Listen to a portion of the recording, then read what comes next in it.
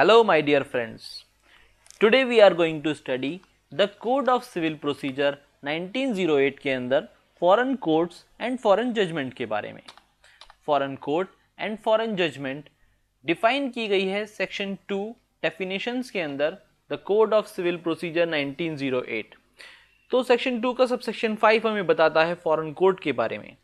Foreign court means a court situate outside India and not established or continued by the authority of central government।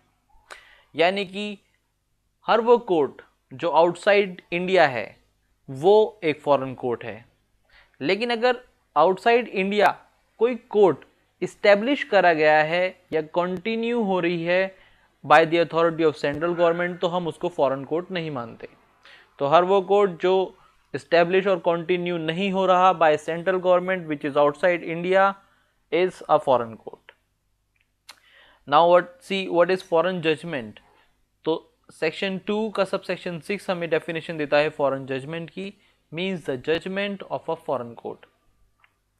जो foreign court अभी हमने section 2 के subsection 5 के अंदर पढ़ा, अगर उस कोर्ट के अंदर जो भी जजमेंट पास होगी उस जजमेंट को हम फॉरेन जजमेंट कंसीडर करेंगे। सेक्शन 13 हमें बताता है कंक्लूसिवनेस ऑफ फॉरेन जजमेंट। तो क्या ये फॉरेन जजमेंट हमारे इंडिया के अंदर कंक्लूसिव नेचर के हैं या नहीं। तो हर वो फॉरेन जजमेंट जो बाहर पास की गई है उसको हम कंक्लूसिव नेचर का मानेंगे, और अगर 6 कंडीशंस इसके अंदर गिवन है, अगर वो 6 कंडीशन आती हैं तो हम उसको कंक्लूसिव नेचर का नहीं मानेंगे। तो वो 6 कंडीशन कौन कौन सी हैं जो फॉरेन जजमेंट को कंक्लूसिव नेचर का होने से रोकती हैं। वो ये हैं कि where it has been not pronounced by a court of competent jurisdiction. यानी कि अगर जो जजमेंट प्रोनाउंस्ड की गई है बाय द कोर्ट और वो कोर्ट के पास में कॉम्पिटेंट जुरिस्डिक्शन नहीं थी उसको प्रोनाउंस करने की, तो वो कंक्लूसिव नेचर का नहीं होगा। Where it has not been given on the merit of case। यानी कि अगर कोई केस नहीं डिसाइड हुआ है मेरिट पे, मेरिट का मतलब कि कोर्ट ने दोनों पार्टीज को पूरी तरीके से सुना, उनके क्लेम को कंसीडर करा, दोनों की बातों को सुनने के बाद में एक रीजनेबल अपॉर्चुनिटी देने के बाद में अगर उसको डिसाइड किया है तो उसे हम मेरिट पे मानेंगे। लेकिन अगर वो केस हमारा टेक्निकल ग्राउंड पे डिसमिस हो गया या किसी पार्टी को अपॉर्चुनिटी ही नहीं मिली उस केस को रिप्रेजेंट करने की, तो उसे हम मेरिट पे नहीं मानेंगे। तो अगर वो मेरिट पे डिसाइड नहीं हुआ तो हम उस फॉरेन जजमेंट को कंक्लूसिव नेचर का नहीं मानेंगे। इसका सबसेक्शन सी कहता है where it appears on the face of proceeding to be founded on an incorrect view of international law or refusal to recognize the law of India। यानी कि जहाँ पर एक इंटरनेशनल लॉ का इनकरेक्ट व्यू पाया जाएगा और रिफ्यूज़ किया गया होगा उस इंडिया के लॉ को जिसको उस केस के अंदर रिकॉग्नाइज करना ज़रूरी था, तो उस जजमेंट को भी हम कंक्लूसिव नेचर का नहीं मानेंगे। इसका सबसेक्शन डी कहता है where the proceeding in which the judgment was obtained are opposed to natural justice. यानी कि अगर कोई जजमेंट नेचुरल जस्टिस को अपोज करके ली गई होगी तो उस फॉरेन जजमेंट की कोई कंक्लूसिवनेस नहीं होगी। जहाँ पर जजमेंट को ऑब्टेन किया गया होगा बाय फ्रॉड या फिर sustain a claim founded on a breach of any law in force in India। तो अगर ये 6 कंडीशंस आती हैं तो फॉरेन जजमेंट को कंक्लूसिव नेचर का नहीं माना जाएगा, अदरवाइज फॉरेन जजमेंट की कंक्लूसिवनेस इंडिया के अंदर है। अब सेक्शन 14 कहता है presumption as to foreign judgment. The court shall presume upon the production of any document purporting to be certified copy of a foreign judgment that such judgment was pronounced by a court of competent jurisdiction। यानी कि हम foreign judgements को presume करेंगे कि वो सही हैं, true हैं, करेक्ट हैं, अगर उसकी सर्टिफाइड कॉपी हमारे कोर्ट के अंदर प्रेजेंट की जाती है, तो हम उस फॉरेन जजमेंट को करेक्ट और ट्रू मानेंगे कि ये एक कॉम्पिटेंट जुरिस्डिक्शन वाले कोर्ट ने प्रोनाउंस की है, unless the contrary appears on the record. अगर कोई कॉन्ट्ररी अपीयर होता है रिकॉर्ड के अंदर तो उसे छोड़ के।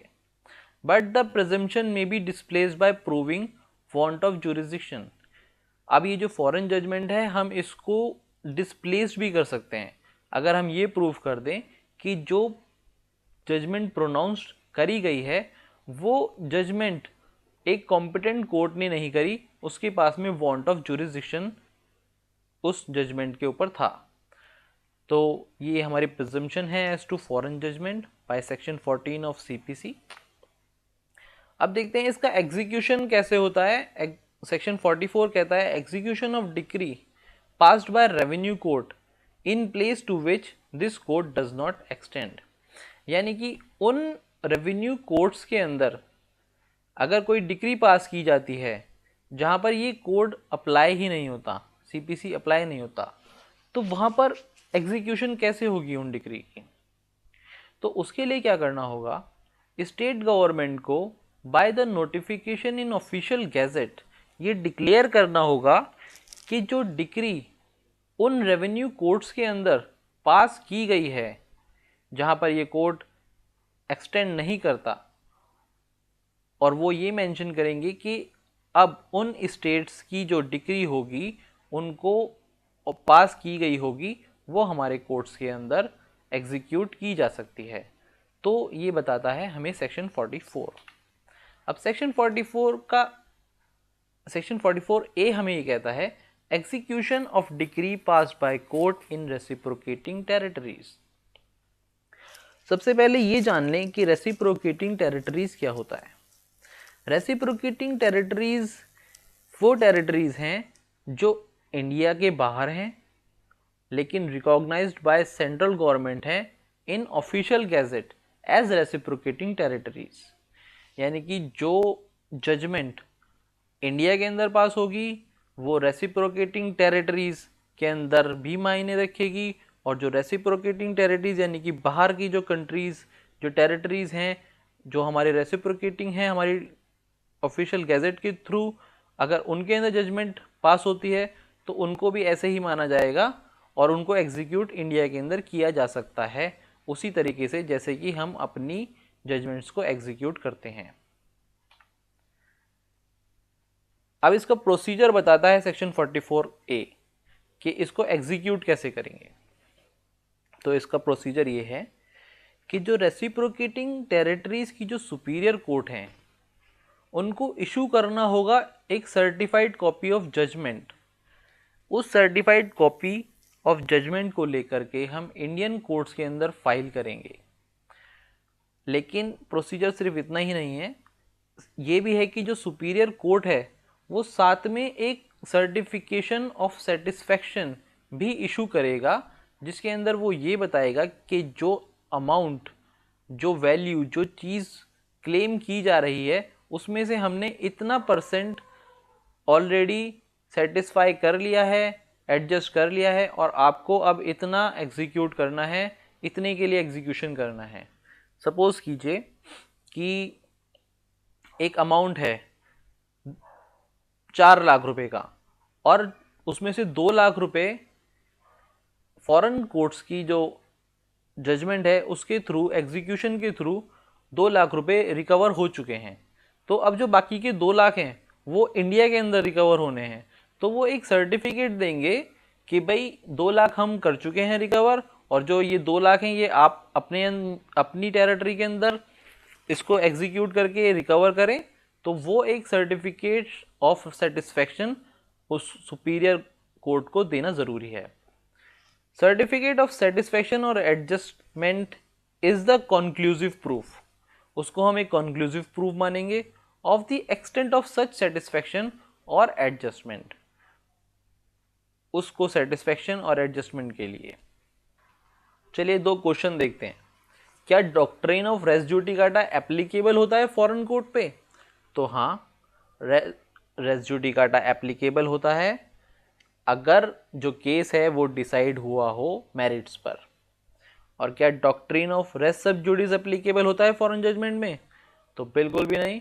रेस सब जुडिस एप्लीकेबल नहीं होता फॉरेन कोर्ट्स की जजमेंट के ऊपर।